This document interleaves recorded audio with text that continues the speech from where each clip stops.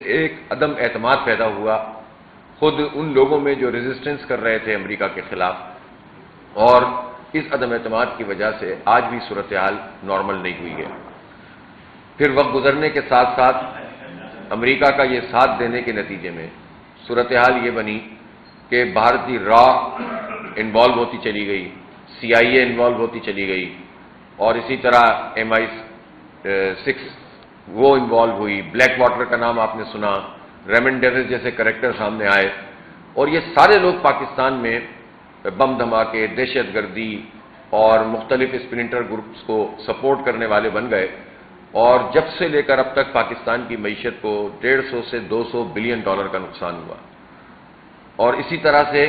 تقریباً اب 1 لاکھ کی فگر ہے کہ جو لوگ شہید ہوئے ان میں ہمارے بہت بڑے پیمانے پر فوجی جوان بھی شامل ہیں۔ اسی طرح سے عام لوگوں کے اوپر حملے ہوتے رہے، کتنے آپریشن ہیں جو فوج کو کرنے پڑے، اور جب بھی آپریشنز کیے جاتے تھے یہ دعویٰ کیا جاتا تھا کہ اس فوجی آپریشن کے بعد حالات نارمل ہو جائیں گے۔ ہم اس وقت بھی یہ کہتے تھے کہ فوجی آپریشن مسئلے کا حل نہیں ہے، کمپریہنسو پالیسی بنانی پڑے گی، پالیسی کو ریوزٹ کرنا پڑے گا، امریکہ کا ساتھ چھوڑ کر پاکستان اور افغانستان کے عوام کا ساتھ دینا ہوگا۔ لیکن یہ بات وہ سننے کے لیے تیار نہیں تھا حکمران طبقہ، اور اس کے نتیجے میں پاکستان کی آج یہ صورتحال ہے۔ اس وقت بھی جو بہت بڑے پیمانے پر دہشت گردی کی کارروائیاں اب شروع ہو گئی ہیں، اس میں بھی حکومت کی کوئی ایک واضح پالیسی نہیں ہے۔ آج قومی سلامتی کا، نیشنل سیکیورٹی کونسل کا ایک ان کیمرہ سیشن ہو رہا ہے، اور ٹھیک ہے اس میں ساری سچویشن سامنے آ جائے گی، لیکن جس بڑے پیمانے پر مشاورت کا نظام بننا چاہیے، جس طرح سیاسی عمل کو آگے بڑھانا چاہیے، اور اس میں جو بنیادی بات ہے وہ یہ ہے کہ افغانستان سے ہمارے تعلقات کو نارملائز ہونا چاہیے۔ اگر افغانستان سے تعلقات نارمل نہیں ہوں گے تو اس کا فائدہ بیرونی قوتیں اٹھائیں گی، اور اس کے نتیجے میں پورا خطہ بربادی کا شکار ہوگا۔ افغانستان کے ساتھ تو ہم لڑائی افورڈ نہیں کر سکتے، اور یہ بات افغانستان کو بھی سمجھنی چاہیے اور پاکستان کو بھی سمجھنی چاہیے۔ اگر یہ بات سامنے آتی ہے کہ افغانستان کی سرزمین پاکستان میں دہشت گردی کے حملوں کے لیے استعمال ہوتی ہے تو ظاہر ہے یہ بھی ایک بہت خراب بات ہے، اور افغان حکومت کو اس کو یقینی بنانا چاہیے کہ ان کی سرزمین دہشت گردی کے لیے استعمال نہ ہو، وہ بھی کس کے خلاف؟ پاکستان کے خلاف۔ پاکستان تو پاکستان کے عوام کا نام ہے، پاکستان کے عوام نے تو 40-45 سال افغانوں کو اپنے سینے سے لگا کر رکھا ہے، ہر مشکل وقت میں ساتھ دیا ہے، اپنی زمین دی ہے، جائیداد دی ہے، اپنی مارکیٹیں دی ہیں، ہر طرح کے کاروبار یہاں پر لوگ کرنے میں آزاد رہے ہیں۔ ان افغانوں کے ساتھ کہ جو ایک بڑی کشمکش میں آج سے 40-50 سال پہلے مبتلا ہوئے تھے اور ان پر حملہ ہوا تھا، تو پورا پاکستان ان کے ساتھ کھڑا ہوا تھا، تو پاکستان کے عوام نے تو ہمیشہ ان کا ساتھ دیا ہے۔ تو افغانوں کو یہ بات سمجھنی چاہیے کہ اگر درمیان میں ایک پالیسی پاکستان کی گورنمنٹ کے کچھ لوگوں نے طالع آزمائی کرتے ہوئے پالیسی اختیار کی تو وہ پاکستان کے عوام کی پالیسی تو نہیں تھی، یہ بات تو سب لوگ جانتے ہیں۔ اور اگر کچھ لوگوں نے یہ کام کیا تھا تو اس میں عوام کا کیا قصور ہے؟ عوام پر کیوں حملے ہوں؟ بدامنی ہوگی تو اس کا تو نقصان سب کو ہوگا۔ اس لیے میں یہ افغان حکومت سے بھی ہمارا یہی کہنا ہے کہ ان کی سرزمین کسی بھی صورت میں پاکستان کے خلاف استعمال نہیں ہونی چاہیے، نہ پاکستان کے حق میں ہے نہ افغانستان کے حق میں۔ اسی طرح پاکستان میں اس پر طویل اور بڑی مشاورت کر کے فوری اقدام کی ضرورت ہے کہ کسی بھی ذریعے سے افغان حکومت سے، کسی جرگے کی صورت میں، کسی پارٹی کی صورت میں، کسی بھی صورت میں جا کر بات کر سکتے ہیں تو کرنی چاہیے، اور اس کے لیے ہم بحیثیت جماعت اسلامی ہم اپنے آپ کو پیش کرتے ہیں کہ اگر ہم کوئی رول ادا کر سکتے ہیں تو ہم حاضر ہیں، اور اسی طرح اور بھی جماعتوں کو اگر آپ شامل کرنا چاہتے ہیں، اور جس کے جتنے اثرات موجود ہیں وہ اثرات استعمال کرتے ہوئے ہم کوئی رول پلے کریں، تو میں سمجھتا ہوں کہ یہ پاکستانی اور افغانستان نہیں پورے خطے کے لوگوں کے لیے، ان کے مستقبل کے لیے ایک بہترین چیز ہے۔ لہذا جو اس وقت صورتحال ہے وہ تباہ کن ہے، اور اس میں ایک طرح سے حکومت کا فیلئر بھی نظر آتا ہے۔ 24 گھنٹے میں خیبر پختونخوا میں اگر 27 حملے ہوئے ہیں تو آپ سوچ سکتے ہیں کہ پھر حکومت کہاں ہے؟ صوبائی اور وفاقی حکومت کی چپقل ہر وقت موجود رہتی ہے، اور اس کے نتیجے میں نقصان عوام کا ہو رہا ہے، نقصان امن کو ہو رہا ہے۔ لہذا ہم نے اس بات کا فیصلہ کیا ہے کہ ایک طرف ہم حکومت سے بھی مطالبہ کرتے رہیں گے اور جتنے اسٹیک ہولڈر ہیں ان سب سے بھی رابطہ کریں گے، اور دوسری طرف ہم امن کے لیے عوامی سطح پر بھی جو ہے اس پر موبلائزیشن کا عمل کریں گے۔ اور آج ہم نے جس طرح ابھی میں بلوچستان کا بھی ذکر کرتا ہوں کہ اس میں جو کمیٹی بنی ہے وہ پیش رفت کر رہی ہے، اسی طرح خیبر پختونخوا کے حوالے سے بھی ایک کمیٹی پروفیسر ابراہیم صاحب کی قیادت میں ہم نے قائم کی ہے، اور وہ کمیٹی انشاءاللہ آئندہ 1-2 روز میں تجاویز بنا کر ایک پبلک کی سطح پر کیا کام کیا جائے گا، ڈپلومیٹک سطح پر کیا کام کیا جائے گا، اور وہ کون سا روڈ میپ ہے جس پر خیبر پختونخوا میں امن کو ہم حاصل کرنے کی طرف پیش رفت کر سکتے ہیں، اس پر ہم سنجیدہ بات کرنا چاہتے ہیں۔ یہ صرف پولیٹیکل پوائنٹ اسکورنگ کا وقت نہیں ہے، یہ خطہ بدامنی کا شکار ہے، پورا پاکستان زخمی ہے، لہذا اس کو ہر صورت میں ایڈریس ہونا چاہیے۔ بلوچستان میں جو جعفر ایکسپریس کا واقعہ ہوا، یہ تو سیدھا سیدھا حکومت کا فیلئر ہے،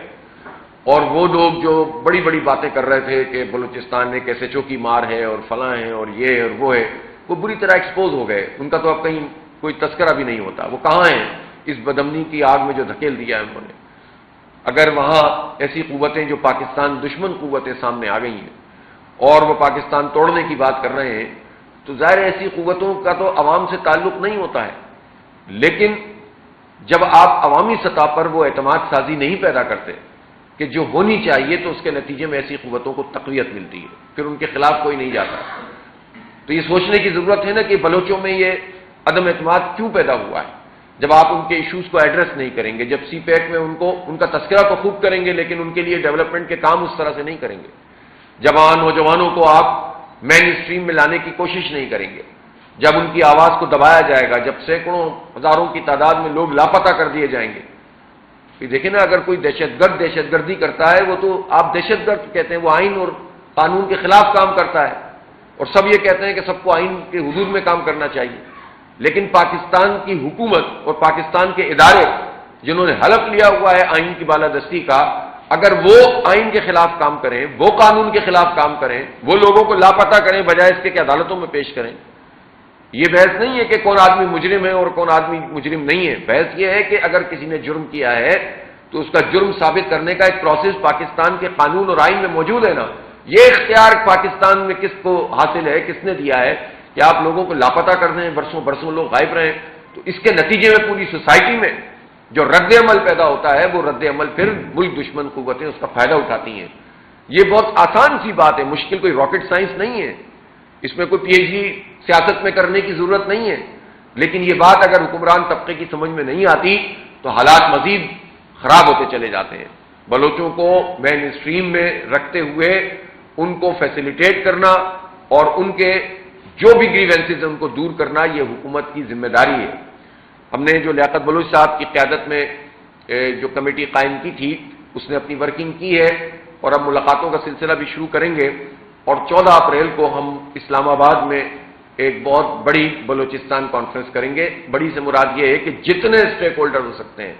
بلوچستان کے وہ بھی، اور خود نیشنل لیول پر، اور ہم اس میں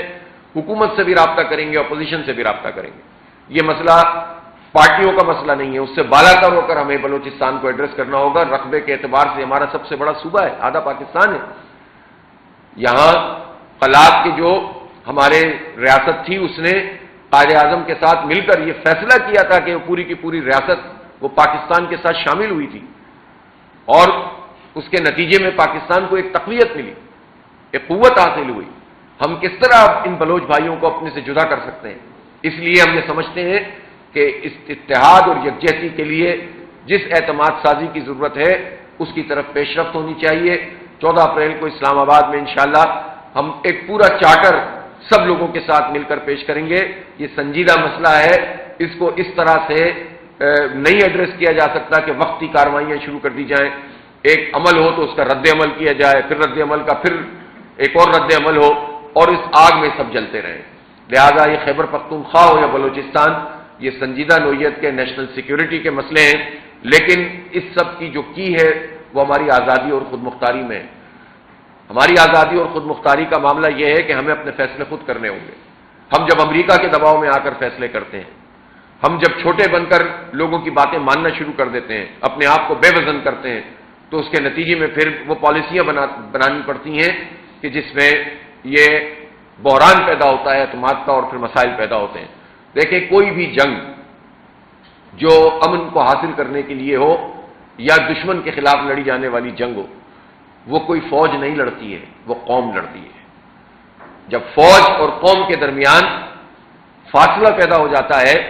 تو پھر اس کے نتیجے میں یہ جنگ نہیں جیتی جا سکتی۔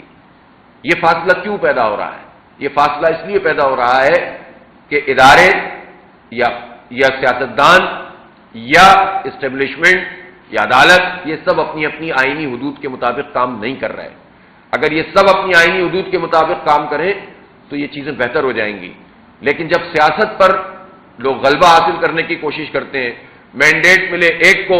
مسلط دوسرے کو کر دیا جائے۔ پورے بلوچستان میں اس وقت جتنے لوگ قومی اور صوبائی اسمبلی میں جیتے ہیں 10% ایسے ہوں گے کہ جو واقعی جیتے تھے، 10% بھی شاید مشکل ہی بتا رہا ہوں میں آپ کو۔ 90% کے لیے تو لوگ کہتے ہیں آپشن ہوا ہے باقاعدہ،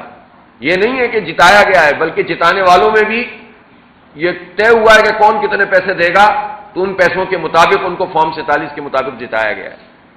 یہی حال آپ نے ہمارے شہر کراچی میں دیکھا۔ 22 قومی اسمبلی کی سیٹوں میں سے شاید ایک سیٹ بھی ایسی نہیں ہوگی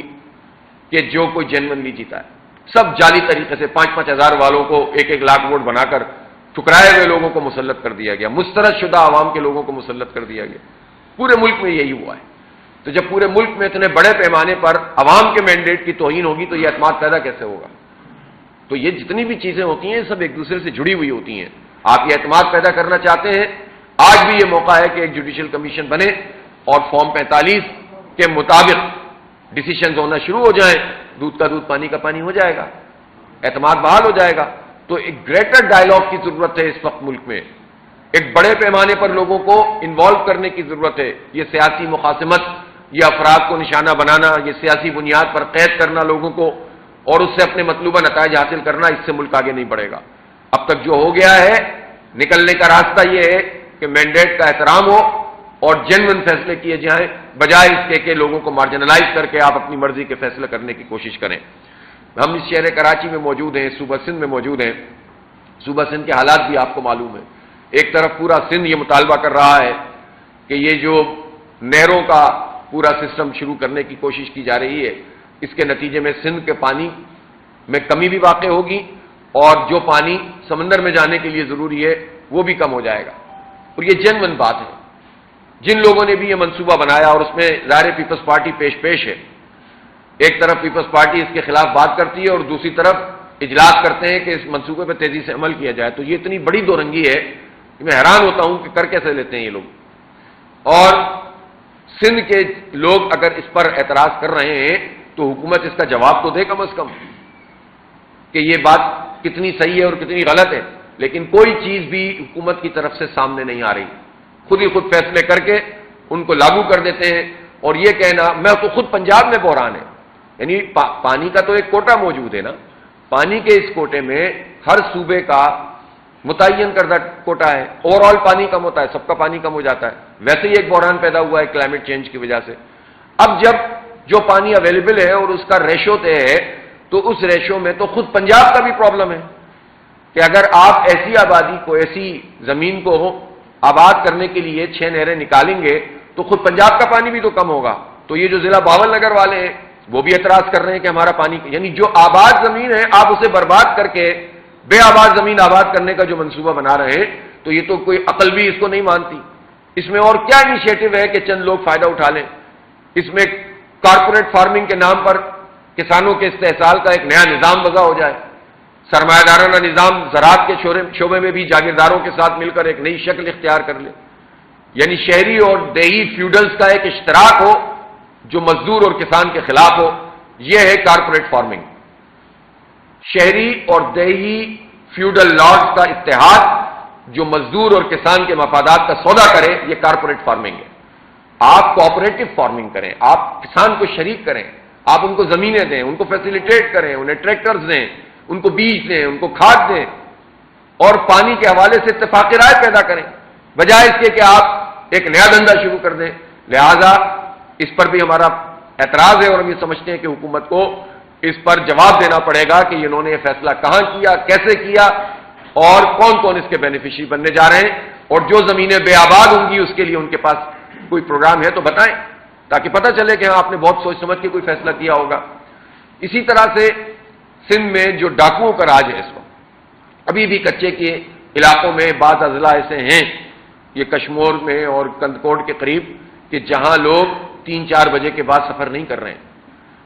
اتنا خوف موجود ہے. اغوا و برائے تاوان اتنی ہماری ہندو برادری سے لوگوں کو اغوا کیا گیا ہے، اور ان کے جو بھی کاروباری لوگ ہیں ان سے کروڑوں روپے تاوان وصول کیے جاتے ہیں. تو شدید، اور یہ کیسے رہے؟ اتنا بھاری اسلحہ وہاں پہنچا کیسے؟ جگہ جگہ تو جو چوکیاں ہوتی ہیں، پھر یہ پہنچتے کیسے ہیں؟ اور یہ کیسے ممکن ہے کہ وہ پارٹی